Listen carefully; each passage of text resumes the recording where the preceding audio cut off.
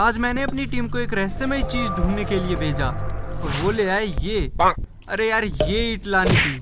आज इस ईंट और माइक्रोवेव की मदद से हम कांच को पिघलाने वाले हैं। पहले हमें इस ईंट को काट कर भट्टी की शेप देनी पड़ेगी, कुछ इस तरह की। अब इसके अंदर हमें डालना है चारकोल और पिघलाने के लिए हमने कांच के टुकड़ों को तोड़कर इसके अंदर रख दिया और अब इसको सीधा डालना है माइक्रोवेव के अंदर। माइक्रोवेव थोड़े दिन में ब्लास्ट होने वाला है। चलो उससे पहले आपको कुछ कमाल की चीजें दिखा देते हैं।